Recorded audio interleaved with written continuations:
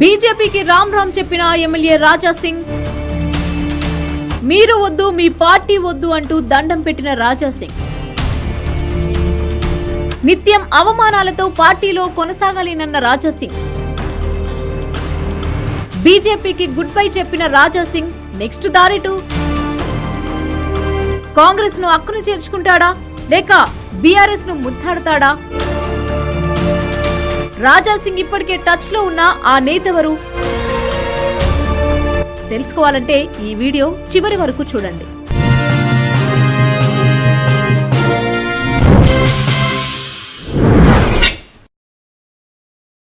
దశాబ్దాలుగా భారతీయ జనతా పార్టీకి విధేయుడుగా ఉంటూ అధిష్టానం ఏది చెబితే అది తూచా తప్పకుండా చేస్తూ పార్టీని తన భుజ స్కంధాల మీద పెట్టుకున్న గోషామహల్ ఎమ్మెల్యే రాజా సింగ్ తాజాగా తెలంగాణ పార్టీ రాష్ట్ర అధ్యక్షుడి పదవి రాకపోవడంతో మనస్తాపానికి గురై పార్టీకి రాజీనామా చేశారు.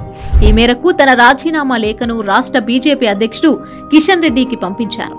ఈ ఘటనతో రాష్ట్ర బీజేపీలో తీవ్ర కలకలం రేగడంతో పాటు పార్టీలో అంతర్గత విభేదాలు మరోసారి బయటపడ్డాయి. అయితే రాజా సింగ్ సడన్ గా పార్టీకి రాజీనామా చేయడానికి అసలు కారణం ఏంటి? పార్టీలో ఆయనకు జరిగిన అవమానం ఏంటి? ఆయన తుది కార్యాచరణ ఏమిటి అనేది ఇప్పుడు తెలుసుకుందాం. తెలంగాణ రాష్ట్ర అధ్యక్ష పదవి దక్కలేదన్న కోపంతో రాజా సింగ్ పార్టీకి రాజీనామా చేసిన వ్యవహారం ఇప్పుడు సంచలనంగా మారింది. బీజేపీ పార్టీ సీనియర్ నేతల్లో రాజా సింగ్ ఒకరు, రాష్ట్ర అధ్యక్ష పదవిని ఆశించిన నేతల్లో ఆయన ఒకరు. అయితే ఈ నియామక విషయంలో తనకు ప్రాధాన్యత ఇవ్వకుండా ముందుగా వారనుకున్న వ్యక్తులకే ఓ వర్గం నేతలు అవకాశం ఇవ్వడాన్ని ఆయన తప్పుబట్టారు. పార్టీ అధ్యక్ష పదవికి నామినేషన్ వేసేందుకు వచ్చిన తనకు 3 మద్దతుందని, మరో 7 నేతలు సంతకం చేయాల్సిందని, కానీ తనకు మద్దతుగా సంతకం చేస్తే పార్టీ నుంచి బహిష్కరిస్తామని బెదిరించారని, నామినేషన్లు కూడా దాఖలు చేయనివ్వలేదని రాజా సింగ్ తీవ్ర ఆరోపణలు చేశారు. కాగా 2014లో తెలంగాణలో గెలిచిన 5 బీజేపీ ఎమ్మెల్యేల్లో రాజా సింగ్ ఒకరు. 2018లో గెలిచిన ఏకైక బీజేపీ శాసనసభ్యుడు రాజా సింగ్. 2023లో 8 మంది బీజేపీ ఎమ్మెల్యేలు గెలుపొందగా వారిలో రాజా సింగ్ ఒకరు. ఈ క్రమంలో ప్రతిసారి బీజేపీని తన భుజాలపై పెట్టుకుని గెలిపిస్తున్న రాజా సింగ్ మిగతా వారి కంటే భిన్నమని చెప్పాలి. ఎందుకంటే ఆయన హ్యాట్రిక్ ఎమ్మెల్యే కాబట్టి. అయితే పాత బస్తీలో గోషామహల్ నుంచి 3వ గెలిచిన రాజా సింగ్ తాజాగా బీజేపీకి గుడ్ బై చెప్పారు. మొదటి నుంచి పార్టీ కోసం కష్టపడుతున్నా సముచిత స్థానం దక్కడం లేదని పలు సందర్భాల్లో ఆయన ఆవేదన వ్యక్తం చేస్తూనే ఉన్నారు. 2 ఏళ్ల కిందట జరిగిన అసెంబ్లీ ఎన్నికల అనంతరం రాజా సింగ్ బీజేపీ శాసనసభాపక్ష నేత పదవిని ఆశించారు. కానీ కొన్ని అంశాల ప్రాతిపదికన ఏలేటి మహేశ్వర్ రెడ్డికి ఇచ్చారు. బీజేపీలో కేంద్ర మంత్రి బండి సంజయ్ అండదండలున్నప్పటికీ రాజా సింగ్ కు నిరాశ తప్పలేదు. అప్పటి నుంచి పార్టీలో ఆయన అంటిముట్టనట్లున్నారు. లోక్సభ ఎన్నికలో ప్రచారం కూడా చేయలేదు.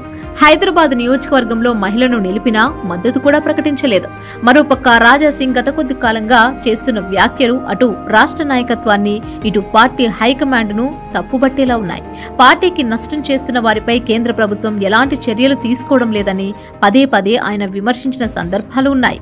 తనను అధ్యక్ష పదవికి పోటీ పడకుండా తన మద్దతుదారులను రాష్ట్ర నాయకత్వంలోని ఓ వర్గం బెదిరించినా కేంద్ర నాయకత్వం చోద్యం చూస్తుందన్న భావనలో రాజా సింగ్ ఉన్నట్టు తెలుస్తోంది.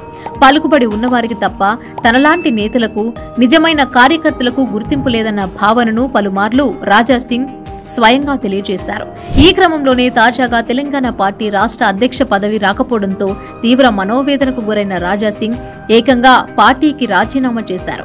ఇదిలా ఉంటే మజ్లిస్ పార్టీకి పట్టున్న గోషామహల్ నియోజకవర్గంలో బీజేపీ జెండా ఎగరవేస్తూ వస్తున్న రాజా సింగ్ మరిప్పుడు ఏం చేస్తారు? స్వతంత్ర ఎమ్మెల్యేగా ఉంటారా లేక బీఆర్ఎస్ లో చేరుతారా? అధికార కాంగ్రెస్ వైపు మొగ్గు చూపుతారా అనేది ప్రస్తుతం ఆసక్తికరంగా మారింది. అధికార కాంగ్రెస్ పార్టీపై నిత్యం ఆరోపణలు చేసే రాజా సింగ్ ఆ పార్టీ వైపు మొగ్గు చూపే అవకాశం ఖచ్చితంగా లేదనే చెప్పాలి.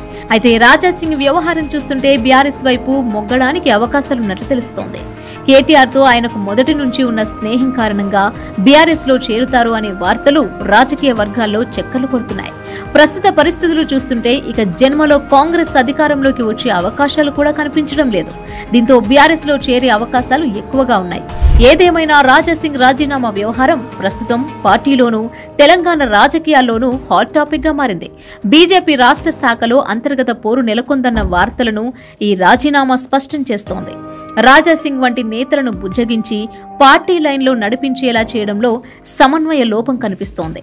రానున్న రోజుల్లో మరింత మంది పార్టీని వీడేలోపు పార్టీ అధిష్టానంపై చర్యలు తీసుకుంటే బెటర్ అని, లేదంటే తెలంగాణలో బీజేపీ తుడిచిపెట్టుకొని పోవడం ఖాయమని రాజకీయ విశ్లేషణలు చెప్తున్నాయి. మరి ఈ మొత్తం వ్యవహారంపై మీరేమంటారో కామెంట్లో తెలియచేయండి.